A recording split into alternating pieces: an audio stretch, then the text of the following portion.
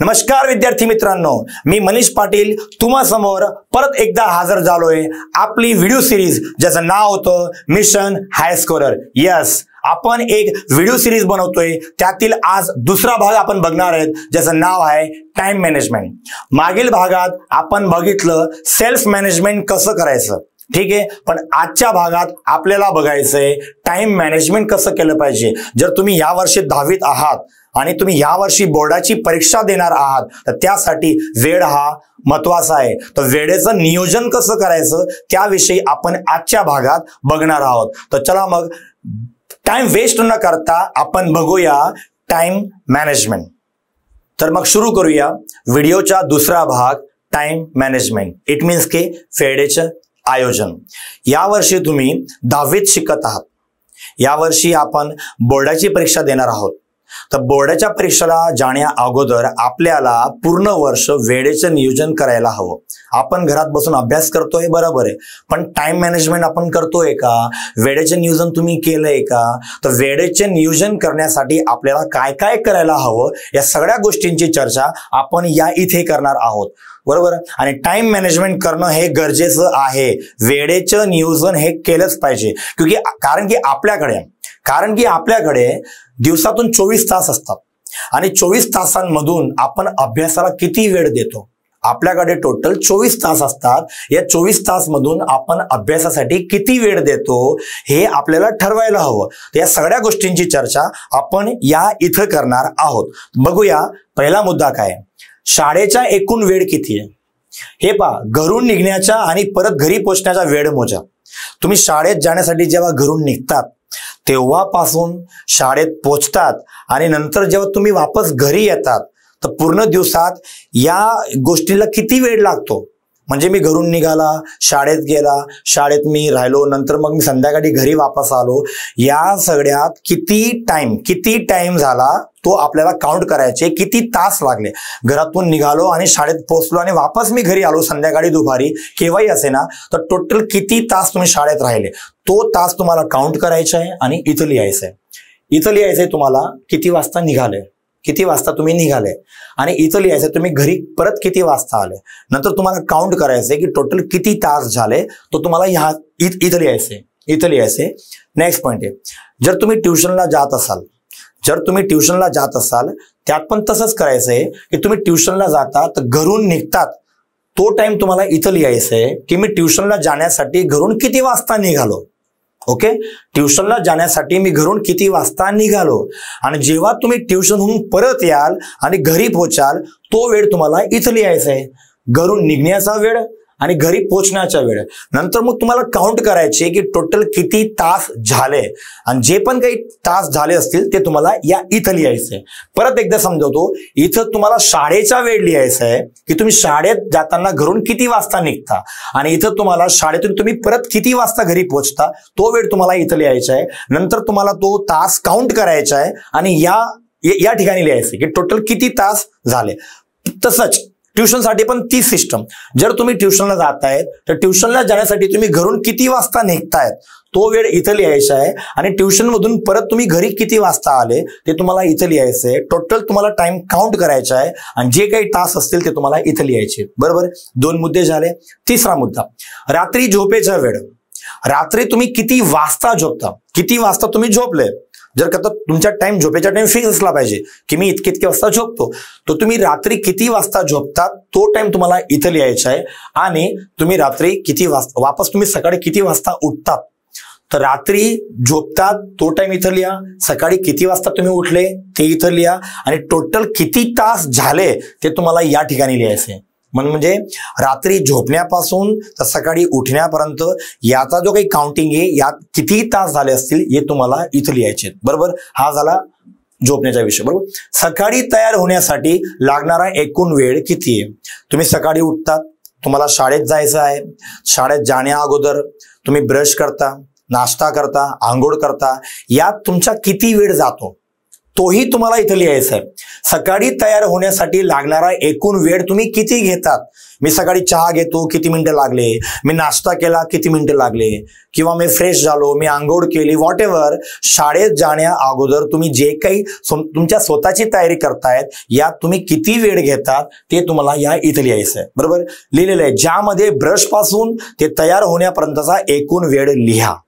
आणि 5वा पॉइंट आहे, संपूर्ण दिवसभर जेवण्यासाठी लागणारा एकूण वेळ. संपूर्ण दिवसभर, सकाळचा नाश्ता, दुपारचं जेवण, रात्रीचं जेवण, या सगळ्यात लागणारा जो वेळ आहे तो तुम्हाला इथं लिहायचा आहे. फॉर एक्झाम्पल की मी सकाळी नाश्ता केला 5 मिनिटं, दुपारी मी जेवण केलं अर्धा तास, किंवा रात्री मी जेवण केलं त्यालाही अर्धा तास. दुपारचं जेवण केलं तो अर्धा तास वेगळा, रात्री आपण जेवण केलं तो अर्धा तास वेगळा, म्हणजे 1 तास, आणि सकाळी नाश्ता केला होता तो टाइम वेगळा. इन शॉर्ट, पूर्ण दिवसभरामध्ये नाश्ता, दुपारचं जेवण, संध्याकाळी काही खाल्लं असेल, रात्रीचं जेवण, या सगळ्या गोष्टींसाठी तुम्ही जो वेळ घेतायत तो वेळ तुम्हाला इथं लिहावा लागेल. बरोबर. तर कम्प्लिटली 5 मध्ये तुम्हाला समजले. शाळेचा वेळ, ट्युशनचा वेळ, रात्री झोपण्याचा वेळ, बरोबर, सकाळी तुम्ही शाळेत जातात त्याच्या अगोदरची तुम्ही तयारी करता तो वेळ वेगळा आहे, आणि संपूर्ण दिवसभरामध्ये आपण जे जेवण करतो, दुपारचं जेवण म्हणा किंवा रात्रीचं जेवण म्हणा, त्यासाठी लागणारा वेळ आहे तो आपण लिहितो. हा सगळा वेळ लिहिल्यानंतर, हा सगळ्या तास लिहिल्यानंतर आता खाली बघा, क्रमांक 1, 2, 3, 4, 5, बरोबर. तुम्ही इथं जे तास लिहिले होते ना, या सगळ्या तासांची तुम्हाला टोटल करायची आहे. काय करायची आहे? टोटल. की पहिल्या पॉइंट मध्ये तुम्ही किती तास घेतले, दुसऱ्या पॉइंट मध्ये तुम्ही किती तास घेतले, तिसऱ्या पॉइंटला तुम्ही किती तास घेतले. तुम्ही इथं जे काही तास लिहिलेले आहेत, व्हॉट एव्हर, 4 तास, 2 तास, 1 तास, हे जितकेही तास असतील, या सगळ्या तासांची शेवटी तुम्हाला काय करायची आहे? टोटल करायची. इथं पहा, 1 + 2 + 3 + 4 + 5, हे 5ही पॉइंट मध्ये जितके तास असतील हे तुम्हाला या ठिकाणी लिहायचे आहेत. या ठिकाणी फॉर एक्झाम्पल 4 तास, 3 तास, 2 तास, या सगळ्या तासांची तुम्हाला टोटल करायची आहे. आणि फायनली तुम्हाला इथं लिहायचंय की 24 तासांपैकी तुम्ही या सगळ्या गोष्टी करायला किती वेळ घेतलेला आहे. आणि हा असा वेळ आहे जो चेंज होणार नाहीये. हा फिक्स आहे. हा फिक्स आहे. यात कुठलाही बदल नाहीये. याचा अर्थ असा झाला की या वेळेत आपण अभ्यास करू शकतच नाही. कारण की हा वेळ आपण आंघोळ करण्यात, नाश्ता करण्यात, शाळेत जाण्यात, ट्युशनमध्ये जाण्यात, तयारी करण्यात, झोपेत, या ठिकाणी आपण घालवतोय. अभ्यास करण्यासाठीचा हा वेळ नाहीच आहे. तर 24 तासांपैकी हा वेळ असा आहे जो फिक्स आहे, जो बदलणार नाही, जो चेंज होणारच नाही. तर तो तुम्हाला इथं लिहायचा आहे. डन. आता खाली पहा, एकूण 24 तास. 24 तासांमधून तुम्ही इथं किती तास वापरले ते इथं लिहिलं. ते तास तुम्हाला काय करायचे? मायनस करायचे. टोटल तुमच्या जवळ 24 तास आहेत. 24 तासांमधून तुम्ही इथं जितके तास यूज केलेले आहेत, जे काही तास तुमचे असतील ते तुम्हाला इथं लिहायचे आणि ते काय करायचे? मायनस करायचे. मायनस. फॉर एक्झाम्पल मी सांगतो फक्त की समजून घ्या की 24 तास आहेत.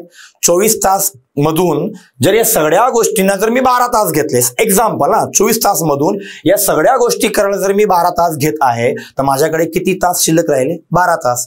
24 मधून 12 तास मी या सगळ्या गोष्टी करायला घेतो आहे तर माझ्याकडे शिल्लक किती राहिले? 12 तास. आता ते 12 तास मी माझ्या अभ्यासासाठी दिले पाहिजेत, कारण की बाकीचे 12 तास तर मी इकडे यूज करतोय ना. मग त्यासाठी उरलेले 12 तास, या 12 तास मध्ये आपण अभ्यासाचं नियोजन केलेलं पाहिजे, आपण वेळेचं नियोजन केलं पाहिजे. तर तेच इथं लिहिलेलं आहे की या सगळ्यांची टोटल करा, नंतर त्या 24 तासामधून मायनस करा आणि शेवटी तुमच्या जवळ किती तास शिल्लक राहिले ते तुम्हाला इथं लिहायचंय. या इथं लिहायचंय. 24 तासांमधून हे तास तुम्ही मायनस करा. मायनस केल्यानंतर जे तास उरतील, शिल्लक राहतील, तुम्हाला या शेवटच्या ब्लॉकमध्ये लिहायचे आहे आणि ते तास वापस इथं लिहा. मला एकूण 12 तास अभ्यास, खेळ, टीव्ही पाहण्यासाठी मिळतात. एक्झाम्पल 12 तास मी सांगतो त्याप्रमाणे. बरोबर. तर ही स्लाइड टाइम मॅनेजमेंटची आहे, वेळेचं नियोजन कसं करायला हवं. तर या स्लाइडने आपल्याला एक गोष्टी कळते की आपण आपलं नियोजन याप्रमाणे केलं पाहिजे. आणि मी सांगतो मित्रांनो, तुम्ही खरंच याप्रमाणे जर तुमची कार्यपद्धती करत असाल की तुम्ही यावर्षी 10वीला बोर्डाचे पेपर देणार आहात आणि आम्ही सांगतोय त्याप्रमाणे जर तुम्ही स्ट्रॅटेजी वापरणार किंवा त्याप्रमाणे जर तुम्ही या सगळ्या पॉइंटना फॉलो करणार तर 100% तुमच्या परिणामामध्ये बदलाव होईल.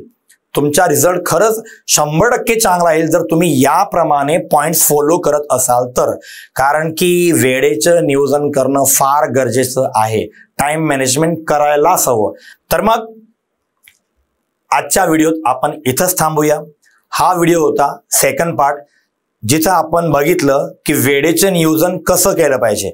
यात आपण सगळे पॉइंट समजलो.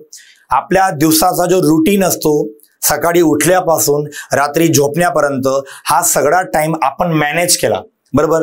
आपण हे सगळं बघून घेतलं की शाळेत किती वेळ लागतो, ट्युशनला किती वेळ लागतो, जेवायला किती वेळ लागतो, आणि हा सगळा वेळ यूज केल्यानंतर अभ्यासासाठी किती वेळ आपल्याजवळ शिल्लक राहतो, बरोबर. कारण हा सगळा वेळ असा आहे की हा फिक्स आहे, यात कुठलाही बदल होणार नाहीये. आणि हा सगळा वेळ यूज केल्यानंतर शेवटी जो वेळ तुम्हाला मिळतोय त्यात आपल्याला अभ्यासासाठी नियोजन करावं लागेल, बरोबर. आता हे कसं ते आपण बघणार आहेत याच्या नेक्स्ट तिसऱ्या पार्टमध्ये, ज्याचं नाव आहे रिव्हिजन मॅनेजमेंट. यस, यानंतरचा पुढचा व्हिडिओ जो असेल भाग नंबर 3, त्यात आपण बघणार आहेत रिव्हिजन मॅनेजमेंट. तर आजच्या व्हिडिओत आपण इथंच थांबूया. भेटूया next part revision management. Thank you.